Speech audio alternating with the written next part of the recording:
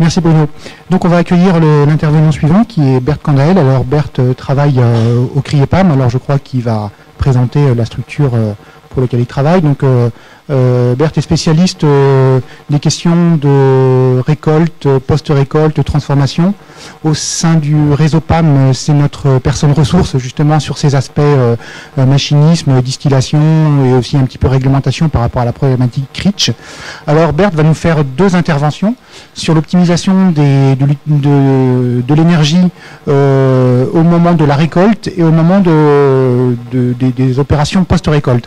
Alors peut-être que on fera une petite pause après ta première intervention, Berthe, qui te permettra de souffler, à moins que tu préfères enchaîner les deux présentations et garder toutes les questions pour la fin. On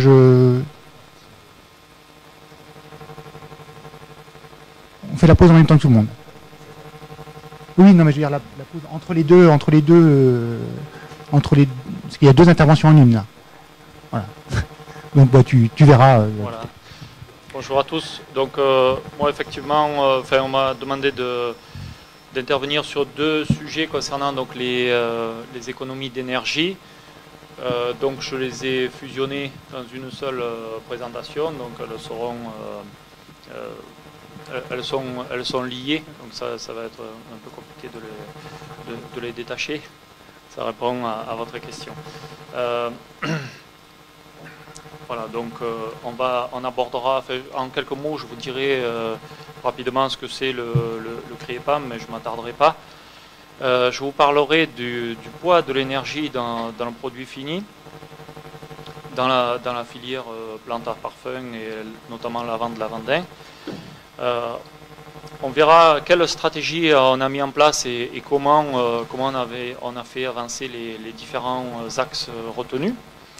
Et puis enfin, on évoquera ensemble les perspectives qu'on peut avoir aujourd'hui sur ces différents niveaux explorés et où c'est qu'on en est et où c'est qu'on peut espérer aller. Voilà, alors donc le CRIEPAM, c'est un centre technique donc régionalisé basé à Manosque, donc spécialisé dans la recherche appliquée sur les plantes à parfum aromatiques et médicinales. C'est un statut d'association qui est membre du réseau PAM, donc adossé à l'Institut technique national, l'ITEMMAI, mais dans ce réseau, il y a également le Conservatoire national CNPMAI de Milly-la-Forêt. Donc notre spécialisation, c'est quand même surtout les plantes aromatiques à parfum cultivées dans le sud-est, donc notamment principalement lavande et lavandin. Également aussi la sauge clarée, les plantes aromatiques pour les herbes de Provence, notamment. Donc nos actions concernent la recherche agronomique, mais également le machinisme et la transformation, qui est un petit peu une spécialité. Et donc on conduit d'une part donc, de l'expérimentation. On fait du conseil technique, on fait de l'expertise.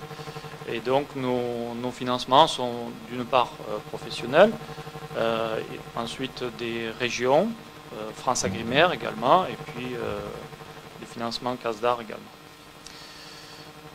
Voilà, donc là vous avez une photo de notre station expérimentale pour ceux qui n'ont pas eu l'occasion d'y venir. Donc une station d'expérimentation de 2 hectares, mais avec également beaucoup d'essais qui sont menés directement dans les parcelles chez les producteurs. Voilà. Donc le poids de l'énergie dans la production des huiles essentielles, en fait, donc on va parler essentiellement de lavande et lavandin, puisque c'est là qu'on a le plus de références et de données. Dans notre filière, en fait, bien souvent, on établit des standards pour le lavandin, et ensuite on a des équivalents, des ratios pour passer aux autres productions.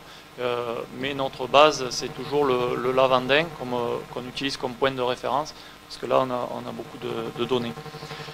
Donc le fait de transformer la plante en huile essentielle, ben, c'est quand même un poste supplémentaire par rapport à d'autres types de production agricole. Et donc ce poste de transformation en fait crée une dépense énergétique très importante, puisque donc l'huile essentielle est extraite par entraînement à la vapeur d'eau, et en moyenne pour du lavandin, on va avoir une dépense énergétique pour faire cette opération, donc de 62,5 mégajoules pour extraire 1 kg d'huile essentielle. Donc ça c'est une moyenne, hein. On peut avoir des variations assez importantes dans cette valeur, mais elle est quand même assez stable au niveau de sa moyenne. Donc ce qui représente 1,5 kg de gaz propane ou pratiquement 2 litres de fuel. Donc vous voyez que pour 1 kg d'huile essentielle, ça fait quand même une dépense énergétique importante et d'où une dépendance importante de cette filière. Donc ça représente quand même une dépense énergétique ramenée à l'hectare de 6250 mégajoules. Donc un impact environnemental aussi qui n'est pas négligeable. Donc si on regarde un petit peu la répartition des principaux postes énergétiques pour l'obtention de l'huile essentielle, en fait, donc ramené à l'hectare, on a une consommation énergétique qui équivaut à 270 litres hectare de fuel et qui représente de 10 à 15% du produit fini. Vous voyez qu'il y a une incidence économique aussi qui est importante. Donc vous avez la répartition des différents postes, donc entre la culture plus le poste récolte-transport, qui sont les dépenses qu'on pourrait avoir sur d'autres types de cultures, en grande culture de céréales par exemple. Dans cette production, elle représente à peu près le quart de la dépense énergétique. Donc tout le reste sert à l'extraction de l'huile essentielle. Donc vous voyez que c'est important. Bon, après, pour aller plus dans les détails, il y a, à l'initiative de France Agrimaire, il y a une analyse de cycle de vie qui a été menée sur le lavandin, donc qui est rentré beaucoup plus dans les détails, mais pour des systèmes donnés et qui a comparé différents systèmes. Donc le travail a été beaucoup plus poussé, mais les grandes masses, vous les avez là. Alors, comment on a travaillé pour essayer d'obtenir des gains d'énergie et donc essayer de diminuer la dépendance énergétique, parce que diminuer la dépendance énergétique, ben, c'est d'abord améliorer la compétitivité avant tout. C'est également donc réduire l'impact environnemental. Donc là, on est dans une démarche qu'on peut qualifier de double performance, hein, puisque c'est à la mode en ce moment. Mais donc ça fait quand même plusieurs années qu'on a engagé ces réflexions-là. Au départ, principalement parce qu'il y avait des contraintes économiques. Hein. Vous avez vu le poids économique que ça représente. Donc il faut trouver des solutions. Alors, quand on regarde un petit peu les différents travaux que nous avons menés, en fait, ils se divisent en différents axes, avec d'abord un travail de recherche de gains facilement accessibles, c'est-à-dire des changements dans la méthode de travail, des petits investissements qui permettent donc de réduire le poids énergétique. Donc on va les aborder, on va voir ce qui a été fait, ce qui est possible, sachant que là on atteint vite certaines limites, mais c'est quand même déjà très intéressant. Ensuite, on a également travaillé sur la recherche et la mise au point d'énergies renouvelables, notamment sur la biomasse. Donc là aussi, je vous parlerai de ce qui a été fait, de où on en est aujourd'hui et qu'est-ce qu'on peut espérer pour l'avenir. Il y a également un autre axe qui a été développé, c'est rechercher et mettre au point des dispositifs de recyclage de l'énergie, parce que vous le verrez, je vous expliquerai plus en détail qu'on a une grosse dépense d'énergie, mais en même temps on a des grosses pertes d'énergie également. Donc comment essayer de récupérer ces énergies-là. Et enfin, donc dernier axe, c'est agir sur la matière récoltée pour diminuer le besoin énergétique au moment de l'extraction par distillation à la vapeur.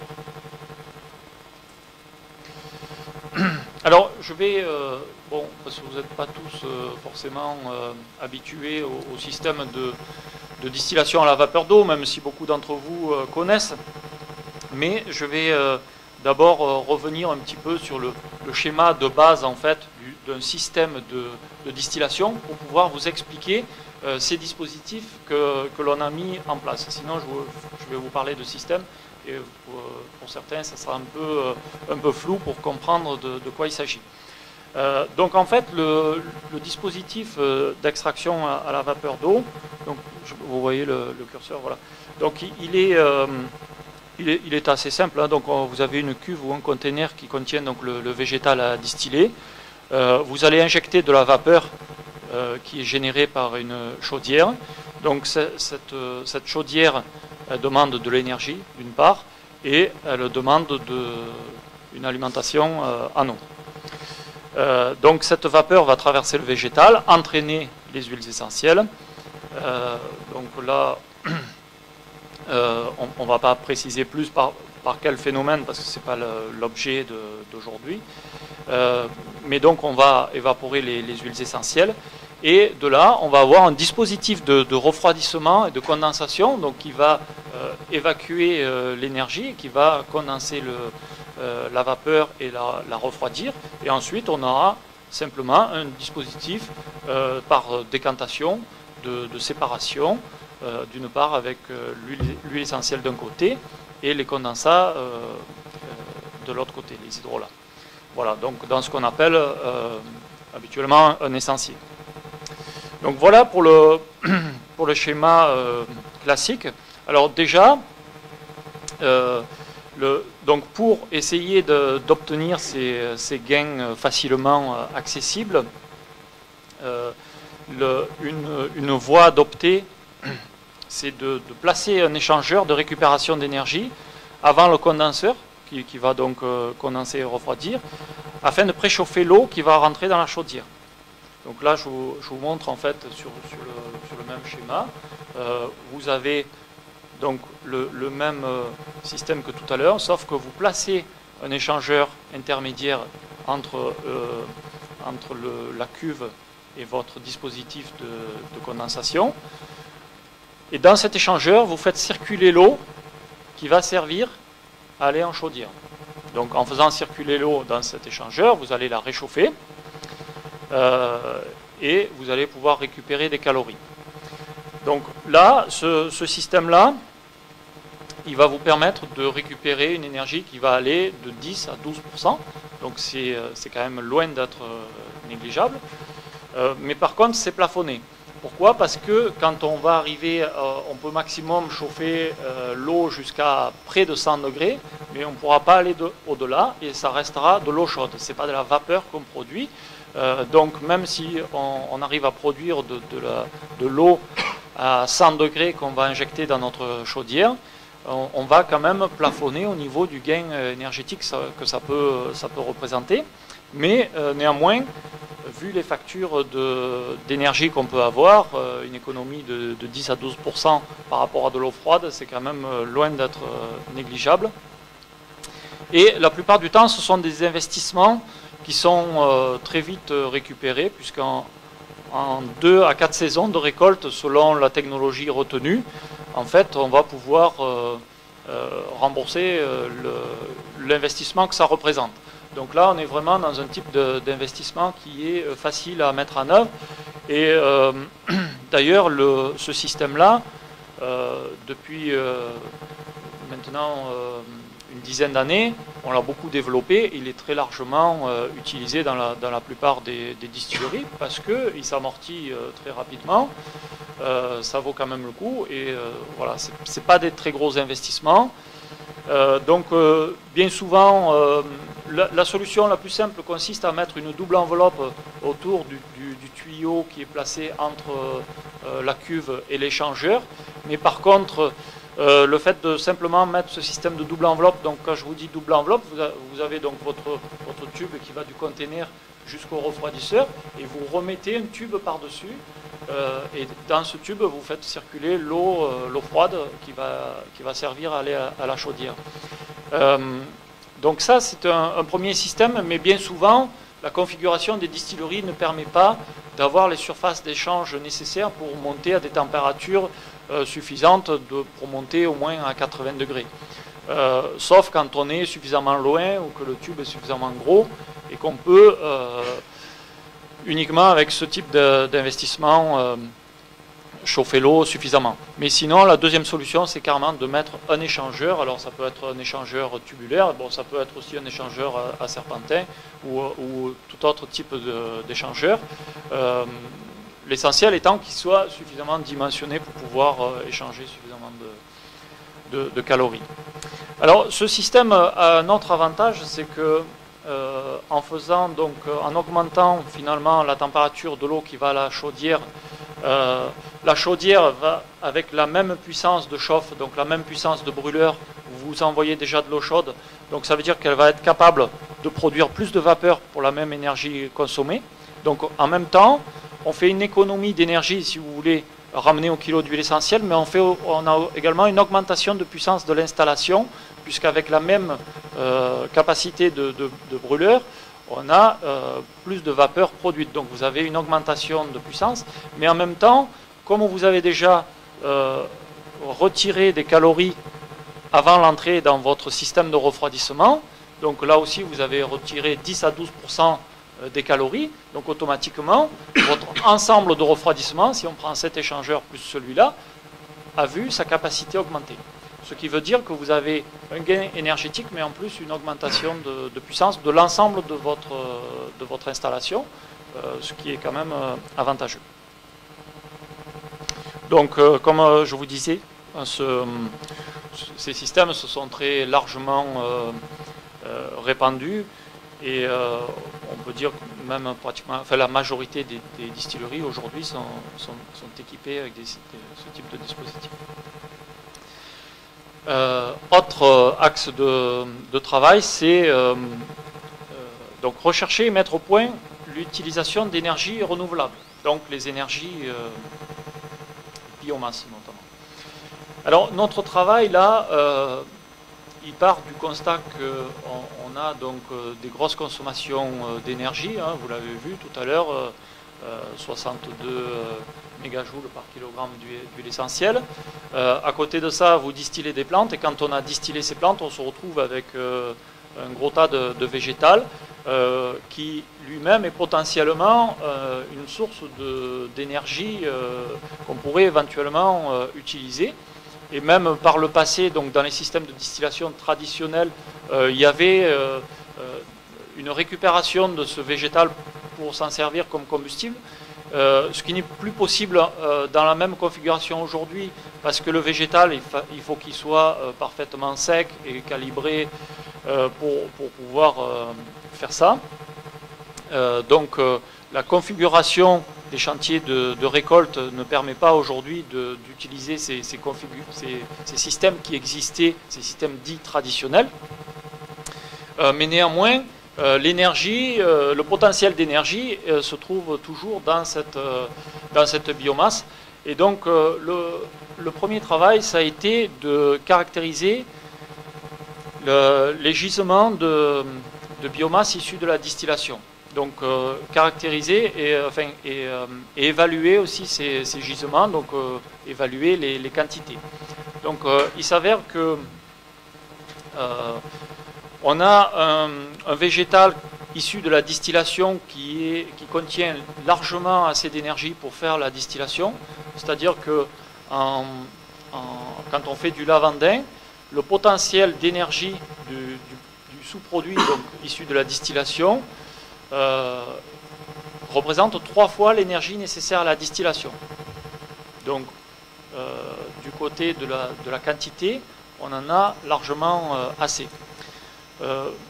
Ensuite, par contre, ce végétal, bon, quand il sort de la distillation, il est humide, donc il a un taux d'humidité autour de 65%, donc soit il faut des chaudières spécialisées pour pouvoir le brûler, soit il faut le sécher, le remettre en forme avant de pouvoir le brûler, donc ça peut être un frein. Mais néanmoins, c'est quand même un combustible qui a des caractéristiques intéressantes en termes de température de fusion de cendres, en termes de composition chimique, parce que tous les combustibles ne se valent pas, notamment quand on parle de paille. Souvent, quand on a rencontré des industriels et qu'on leur parlait de paille, ils nous disaient « Oh là là, la paille, c'est pas un bon combustible, etc. » parce qu'ils pensaient tout de suite paille de céréales. Les pailles de lavande et lavandin sont des pailles qui contiennent très peu de chlore, très peu d'éléments oxydants, assez peu de silice aussi, ce qui fait qu'ils ne sont pas générateurs de problèmes de mâche-fer. Souvent dans des chaudières à biomasse, il y a des problèmes de mâche-fer, c'est-à-dire c'est la cendre qui fond et qui fait des blocs dans le foyer, qui bouche les grilles et qui finit par boucher toute la chaudière et finit par la bloquer. Donc on a quand même un combustible qui est plutôt intéressant par ses caractéristiques, mais il n'est pas dans une configuration prête à l'emploi pour être utilisé directement comme combustible à la sortie de la distillation. On a également, donc dans la foulée de ce travail, on s'est attaché également à évaluer un autre combustible où on a repéré un potentiel de production sous-utilisé. C'est dans les plantations arrachées de lavande et lavandin. Donc les plantations sont arrachées en moyenne tous les 10 ans, au bout de 10 ans. Donc ça veut dire qu'il y a 10% de renouvellement des surfaces en moyenne chaque année. Et quand on a commencé à faire des pesées de plantes et d'analyse de ce type de produit, de cette biomasse-là, il s'est avéré que là aussi, il y a un très bon potentiel de biomasse. Et cette biomasse-là, issue des arrachages, suffirait aussi largement à compenser les besoins énergétiques pour la distillation. Et avec des caractéristiques qui sont encore meilleures que celles de la paille de lavandin. Donc très prometteuse. Par contre, là, on a plus un problème de mécanisation parce que quand on arrache ces plantations, on a des grosses plantes, c'est très volumineux, il y a de la terre et des cailloux accrochés sur les racines, donc on ne peut pas prendre ça et mettre ça dans une chaudière, c'est pas possible en termes de manutention, en termes de présence de pierre, de terre, etc. Donc ça pose d'autres problèmes derrière au niveau mécanisation de tout ça. Mais néanmoins, le potentiel y est. Donc, à partir de là, on a aussi recherché les technologies. Enfin, c'est pas à partir de là, c'est parallèlement. Hein, on a travaillé un petit peu de front sur ces différents aspects. Rechercher des technologies de chaudières à biomasse qui soient adaptées aux spécificités des distilleries. Parce que, bon, d'abord, vous avez la spécificité du combustible qu'on souhaite employer, mais ensuite, il y a également des contraintes dans les distilleries, et la principale étant que la durée d'utilisation annuelle est quand même très faible, donc les capacités d'amortissement également, hein, ce sont des productions saisonnières. La production de lavande ou lavandin se fait dans des distilleries qui vont fonctionner en moyenne 1 mois par an. Donc c'est compliqué d'amortir des investissements très lourds.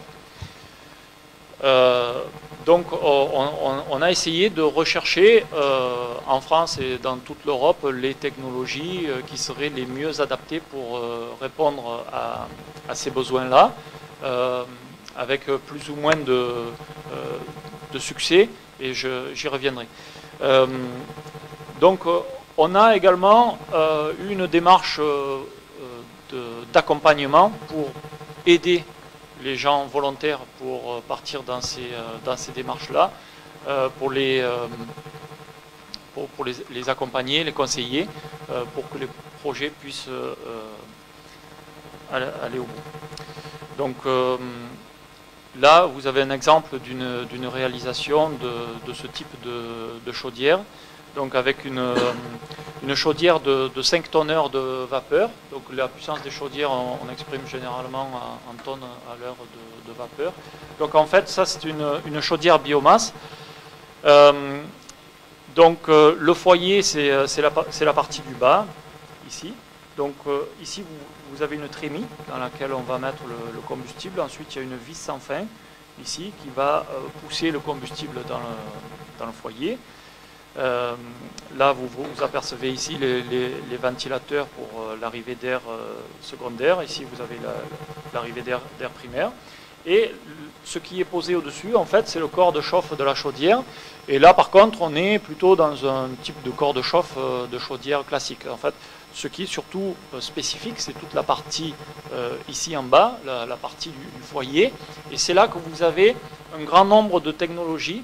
Vous avez des foyers fixes, qu'on va appeler des foyers volcans, donc statiques, donc qui sont en général les moins chers, mais qui sont beaucoup plus délicats et qui ont des exigences au niveau du cahier des charges du combustible qu'on peut mettre dedans, qui sont beaucoup plus sévères. Ensuite, l'évolution de ce système de foyer volcan, c'est le système qui associe ce foyer avec un système de grille derrière le foyer.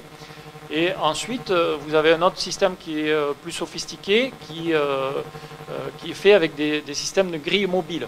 Donc là, vous avez votre combustible qui va avancer sur des grilles mobiles. Et ce type de chaudière va représenter des investissements beaucoup plus lourds, mais par contre, il va être capable de brûler du produit qui n'est pas sec, avec des caractéristiques très différentes de granulométrie notamment. Les pailles de lavandin posent des problèmes quand on les envoie, quand on les fait passer dans des vis comme celle qui est ici, parce que ça crée des bourrages. Et donc on est obligé aussi finalement d'adapter un petit peu le cahier des charges de ce qu'on veut réaliser en fonction des capacités d'amortissement que l'on a.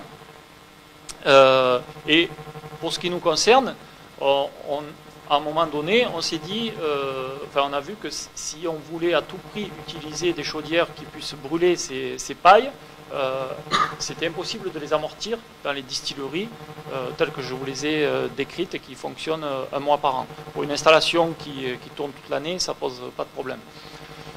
Donc celle que vous avez vue, elle est à foyer fixe. Donc on a réadapté finalement le cahier des charges aussi en disant si on veut avoir une chance d'installer ça dans les distilleries, il faudra partir sur des combustibles plus standardisés et notamment de la plaquette. Donc c'est le cas pour cette chaudière que vous voyez ici. C'est ce qui explique le choix qui a été fait. Donc même avec de la plaquette, on a quand même un intérêt énergétique qui est important. Je vous montrerai. Mais néanmoins, ça ne remplit pas l'idéal qu'on avait au départ d'utiliser le sous-produit de la distillation. Et néanmoins, on a déjà une réduction importante de l'énergie consommée. Donc, alors, au niveau des réalisations, on a également travaillé sur des essais de broyage de ces fameuses plantations arrachées. Donc ça, c'est une parcelle, donc vous voyez les plantes qui sont arrachées. Et donc on a travaillé sur la mécanisation du broyage de ces plantes-là. En fait, ça représente quand même des plantes assez grosses, surtout le pivot de la plante. Donc c'est pas si simple que ça pour le broyer, surtout du fait de la présence de pierres et de terre. Et parce qu'il y a deux choses, c'est le broyeur doit pouvoir accepter quelques pierres ou un peu de terre sans trop d'usure ou sans trop de conséquences néfastes. Mais en plus, la chaudière n'accepte pas qu'on envoie un combustible mélangé avec de la terre, parce que là, après, on a des problèmes de silice, et donc de mâche-fer, etc. Donc on bloque la chaudière. Donc il faut aussi un combustible propre. D'où la difficulté un petit peu pour mécaniser ces arrachages. Donc, on a adapté aussi le cahier des charges du combustible en fonction de la technologie retenue et des capacités d'amortissement. Donc, quand on utilise de la plaquette forestière, donc normalisée, calibrée, le gain sur le poste énergétique est de 55%. Vous voyez que c'est quand même un gain important. Alors, si on avait pu travailler directement avec les pailles, il serait beaucoup plus élevé, mais en contrepartie, on a un investissement qui est beaucoup plus lourd. Donc aujourd'hui, les projets qui se font sont plutôt sur une optique d'utilisation de plaquettes, avec l'idée, dans un deuxième temps, de mécaniser, par exemple, le broyage des arrachages de plantation et de pouvoir utiliser ça comme combustible de remplacement. Mais le calcul économique au départ de l'installation se fait sur une base plaquette forestière. Et s'il passe économiquement avec ça, après, si on arrive à faire le reste, ça sera du bonus. Voilà, donc on a toujours ce frein dans la filière avec les niveaux d'investissement. Et on continue également à travailler pour chercher des technologies moins onéreuses. Alors notamment, on travaille avec des fabricants en Italie et en Espagne qui fabriquent des chaudières biomasse qui sont de fabrication un peu plus rustique et qui pourraient peut-être être plus adaptées à ces cahiers des charges. Mais il y a également une option de construire des foyers biomasse qui seraient adaptables à des chaudières déjà existantes. Mais bon, là-dessus, par contre, on n'a pas d'avancée concrète à vous montrer aujourd'hui. Troisième axe de recherche, c'est rechercher et mettre au point des dispositifs de recyclage de l'énergie. Alors, je reviens sur le schéma initial de la distillation que vous connaissez bien maintenant. Donc, vous voyez que on a ici une grosse demande d'énergie qui va à la chaudière pour fabriquer de la vapeur. Et ensuite, vous avez un dispositif de refroidissement et de condensation qui, lui, va s'appliquer à évacuer toute cette énergie. Donc, on a quand même un gros paradoxe. Vous avez des besoins énormes, d'une part, et ensuite, vous avez des gros besoins d'évacuation d'énergie. Bon, le souci, c'est que ces énergies ne sont pas dans la même situation, disons, d'entropie, et donc ne peuvent pas se compléter. Mais néanmoins, on a réfléchi pour essayer donc de récupérer cette énergie pour pouvoir diminuer la consommation énergétique de la chaudière, réduire cette dépendance-là. Donc en fait, c'est le principe de l'écovaporateur. Donc c'est un prototype qu'on a mis au point depuis quelques années, enfin, sur lequel on travaille depuis quelques années, et qui est opérationnel maintenant sur pilote. Donc ce système-là, en fait, il consiste à récupérer des calories sur la phase de refroidissement, et ces calories, on va les retransformer dans un évaporateur, on va les transformer en vapeur. Et donc on va avoir des récupérations d'énergie importantes. Donc je vais vous montrer un schéma sur comment on fait ça et comment c'est possible. Donc vous avez toujours votre caisson, votre cuve qui contient le végétal, qui est traversé par la vapeur.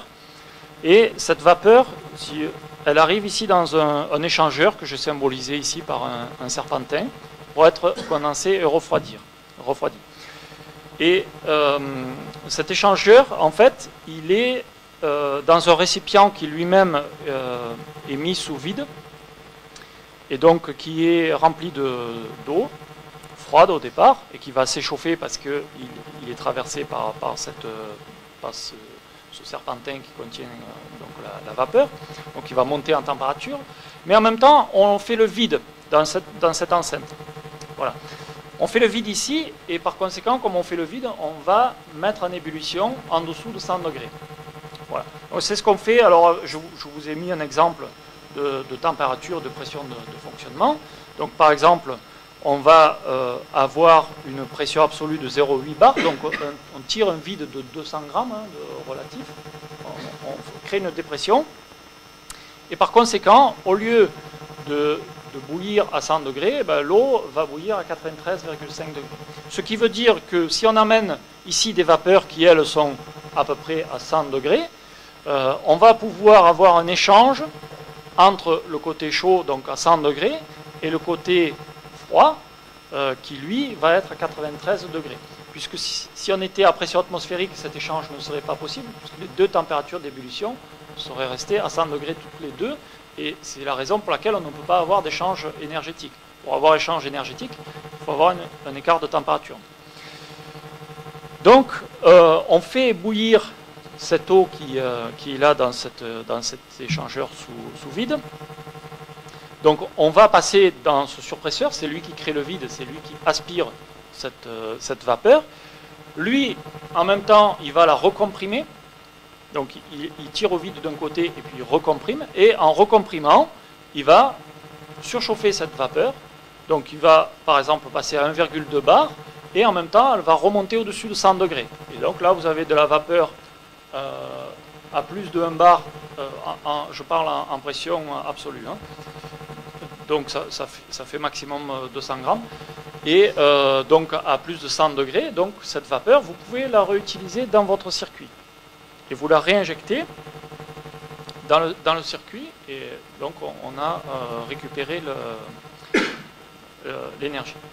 Voilà. Et donc par ce biais-là, on arrive donc à avoir un gain énergétique important. Donc ça, c'est la photo correspondant à cette réalisation. Donc si vous avez en tête à peu près le schéma, ici, ça c'est la cuve qui est mise sous vide.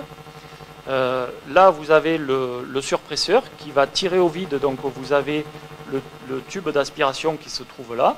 Donc lui tire au vide et il recomprime la vapeur et la réinjecte dans la cuve de distillation.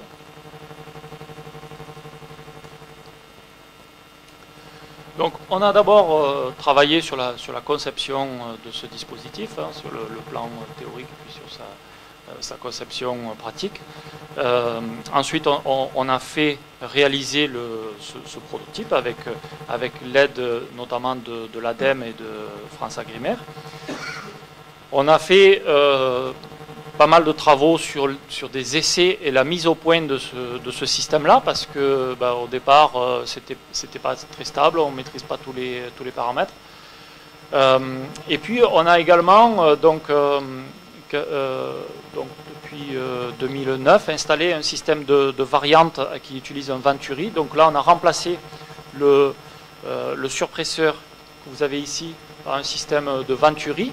En fait, ce système Venturi, il utilise la pression de la chaudière. Donc, on a de la vapeur sous pression dans la chaudière, donc on l'utilise pour créer le vide. Alors, pourquoi on a travaillé là-dessus? Parce que quand on a fait la première partie de notre étude, de la réalisation la première version de prototype, on s'est aperçu que le passage à échelle grandeur réelle représentait un investissement très important, et notamment dû à ce système de surpresseur qui coûte très cher quand on passe à des tailles industrielles. Donc le passage d'échelle était finalement un frein absolu au développement de cette technologie, et donc on a étudié cette variante-là, qui est quand même beaucoup moins onéreuse en termes d'investissement. Par contre, avec ce système-là, on a quand même encore besoin d'avoir un échangeur qui est quand même beaucoup plus dimensionné, beaucoup plus gros que les échangeurs qu'on peut avoir habituellement, puisque les écarts de température entre le côté chaud et le côté froid sont quand même beaucoup plus faibles que dans des échangeurs classiques où on a des écarts de température de 60 degrés entre le côté chaud et le côté froid, enfin minimum. Donc voilà un petit peu le déroulement. Donc aujourd'hui, on travaille pour essayer de passer ce système à une échelle de pilote pré-industriel, parce qu'actuellement, il est monté sur des alambics de 100 litres.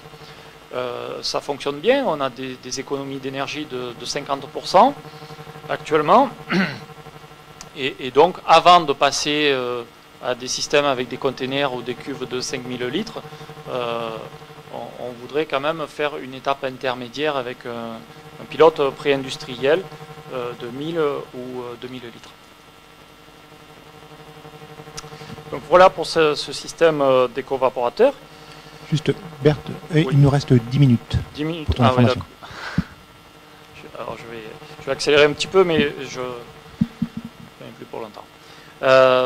Donc ces dernier axe de travail, c'est agir sur la matière récoltée pour diminuer le besoin en énergie. Donc c'est le système Spire.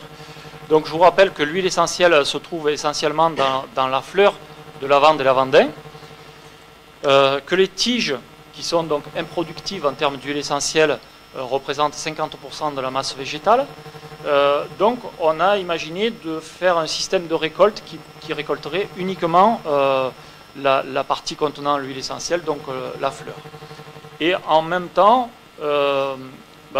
cette machine, elle a pour fonction de broyer les tiges résiduelles et de les remettre dans la parcelle, ce qui constitue aussi un apport de matière organique dans la parcelle.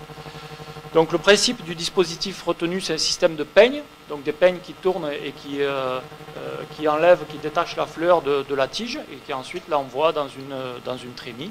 Et donc après, on n'a pratiquement que de la fleur. Alors vous verrez sur les photos que ce n'est pas que de la fleur, qu'il y a aussi de la tige mélangée, mais on a principalement de la fleur. Donc on a commencé par faire des essais de faisabilité avec des équipements existants sur le marché, et notamment montés sur des moissonneuses batteuses et utilisées sur le riz. Et quand on a vu que c'était faisable de détacher la fleur de la tige, on a conçu et réalisé un prototype spécifique pour ce type de culture. Donc à partir du moment où on a fait ce prototype, il y a eu beaucoup de travaux pour faire des essais comparatifs et améliorer ce système et le fiabiliser. Donc ensuite, quand on a suffisamment avancé dans cette étape-là, on a fait une convention de mise à disposition de ce prototype pour qu'il puisse travailler un maximum faire récolter un maximum d'hectares chaque année pour encore continuer cette fiabilisation. Et depuis l'année passée, on est rentré dans la phase de développement, puisqu'il y a 2 machines nouvelles qui ont été commercialisées donc par le fabricant. Donc maintenant, on commence la phase de développement. Donc là, vous avez une photo de ce système-là. Donc ça ressemble à une récolteuse classique de lavandin, si ce n'est que vous avez donc un système ici de peignes. Ce sont des peignes qui tournent, qui arrachent les fleurs et qui les envoient ici dans une trémie. Voilà. Et derrière, vous avez un deuxième